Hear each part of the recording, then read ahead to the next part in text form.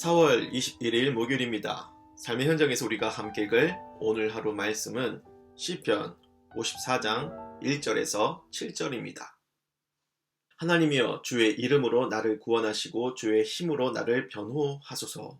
하나님이여 내 기도를 들으시며 내 입의 말에 귀를 기울이소서. 낯선 자들이 일어나 나를 치고 포악한 자들이 나의 생명을 수색하며 하나님을 자기 앞에 두지 아니하였음이니이다. 셀라. 하나님은 나를 돕는 이시며 주께서는 내 생명을 붙들어 주시는 이시니이다. 주께서는 내 원수에게 악으로 갚으시리니 주의 성실하심으로 그들을 멸하소서. 내가 낙헌제로 주께 제사하리이다. 여호와여 주의 이름에 감사하오리니 주의 이름이 선하심이니이다. 참으로 주께서는 모든 환난에서 나를 건지시고 내 원수가 보응받는 것을 내 눈이 똑똑히 보게 하셨나이다. 아멘. 시편 59제 시간 오판하여 사울의 편에 선 것은 실수가 아니다 라는 제목으로 말씀을 전하겠습니다. 시편 54편 앞쪽에 작은 글씨로 설명한 부분을 보세요. 10사람이 사울에게 이르러 말하기를 다윗이 우리가 있는 곳에 숨지 아니하였나이까 하던 때에. 사무엘상 23장에 보면 다윗이 사울 왕을 피해 10광야 수풀에 은신하였는데 그쪽 10지역에 사는 사람들이 다윗이 숨어있는 곳이 어딘지를 알고 사울에게 일러 바치죠. 그래서 사울은 그 제보를 받아가지고 다윗을 추격하는 얘기가 나옵니다. 그런데 사무엘상 26장에서 10사람들이 또 다윗이 광야 앞 하길라 산에 숨어 있다는 걸 일러 바쳐가지고 사울 왕이 3,000명을 데리고 추격하는 장면이 나와요.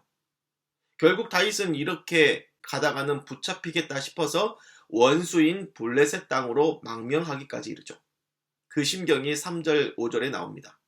낯선 자들이 일어나 나를 치고 포악한 자들이 나의 생명을 수색하며 하나님을 자기 앞에 두지 아니하였음이니이다. 5절 주께서는 내 원수에게 악으로 갚으시리니 주의 성실하심으로 그들을 멸하소서. 아니, 예수 믿는 사람은 원수도 사랑하고 용서해야 하는데 어떻게 원수를 멸해달라고 기도할 수 있는 거냐? 여기서 그런 의문을 가질 수도 있겠는데요. 이건 복음을 전하다가 원수에게 핍박을 받는, 그래서 그 원수를 용서하고 사랑하는 그런 차원의 얘기가 아니고요. 복잡한 정치 문제입니다. 사울 왕은 분명 하나님이 기름 부어 세우신 왕이잖아요. 하지만 하나님은 그가 계속 불순종하자 왕위에서 쫓아내시고 그 대신에 다윗에게 기름을 부어 왕이 되게 하시는 겁니다. 그래서 다윗은 하나님의 뜻을 따라 왕이 되어야 해요. 그런데 원수가 나타나 왕이 못 되게 하려고 하면 어떻게 합니까? 그 원수의 뜻대로 순순히 붙잡혀줘서 죽어줘야 하는 겁니까? 그게 아니잖아요. 하나님의 편에서 임해야 할 정치, 군사적인 상황에서 하나님과 반대편에 서 있는 원수와의 싸움, 이것은 필연적인 거고 끝까지 살아남아 사명을 완수해야 하는 그런 현장도 있는 거예요. 그런데 여기서 더 복잡한 일이 벌어질 수가 있는데 하나님을 믿는다는 사람끼리 정치적인 긴장 관계에 놓일 때가 그래요. 방금 말씀드렸지만 사울도 기름 부음 받았고 다윗도 기름 부음 받았습니다. 둘 다 하나님께 선택을 받아 왕이 되었고 왕이 될 자이죠. 겉으로 보면 하나님을 믿는 사람이 하나님 믿는 사람을 죽이려 드는 상황인 거고 그 사이에서 어떤 사람이 한쪽에 편들어서 반대편을 괴롭히는 양상이 되는 건데요. 하지만 그 속을 들여다보면요. 하나님을 믿는 척하는 사람이 진짜 하나님을 믿는 자에게 싸움을 거는 상황인 거예요. 이것을요. 오늘날 교회 안에서 벌어지는 상황으로도 상상해 볼 수가 있습니다. 겉으로는 다들 예수 믿는다고 말하는데 자기 정욕을 따라 옆 사람을 공격하고 괴롭혀서 교회에서 쫓아내려는 그런 일이 벌어질 수 있다는 겁니다. 교회는 그런 불미스러운 일이 벌어지지 않아야 하지만 그게 마음대로 안 될 때가 있잖아요.